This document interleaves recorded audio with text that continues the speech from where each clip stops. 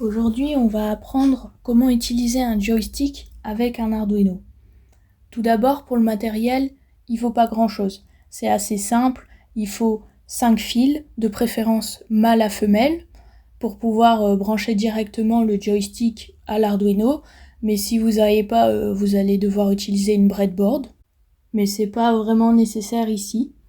Ensuite, il faut un Arduino, soit un Nano, soit un Uno, ou soit un Mega, mais c'est pas nécessaire d'avoir le Mega obligatoirement parce que il y a vraiment très peu de câblage. Ensuite, il faut le câble d'alimentation pour brancher l'ordinateur à l'Arduino, et il faut le logiciel Arduino pour pouvoir faire le programme.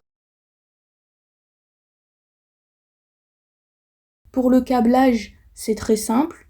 Il faut brancher le joystick à l'Arduino avec le ground sur le ground, le 5 volts sur le 5 volts, le VRX sur l'analogue 0, le VRY sur l'analogue 1 et le SW sur le pin 2.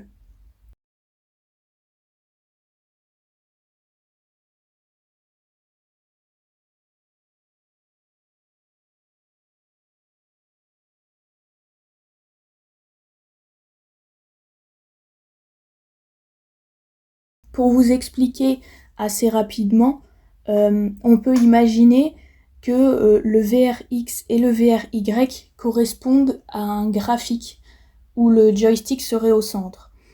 Donc, on aurait de 0 à 1000 passés sur l'axe des Y et de 0 à 1000 sur l'axe des X. Et donc, quand le joystick est au centre, il est à 500, 500 sur X et sur Y.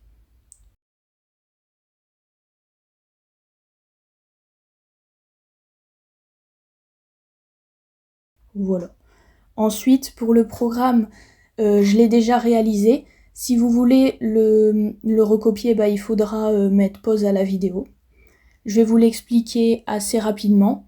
Donc, comme j'ai dit sur le câblage, j'ai branché le joystick X à l'analogue 0, le joystick Y à l'analogue 1 et le SW au pin 2. Pour le SW, je ne l'ai quasiment pas utilisé dans l'exemple ici, il n'est pas vraiment nécessaire. Donc pour reconnaître plus facilement X et Y, je les ai nommés X pour le joystick X et Y pour le joystick Y. Ensuite, j'ai écrit dans le moniteur les coordonnées de X, les coordonnées de Y, et puis j'ai fait quelques tests afin de savoir quand le joystick il est en haut, en bas, à droite ou à gauche, selon les coordonnées de X et Y.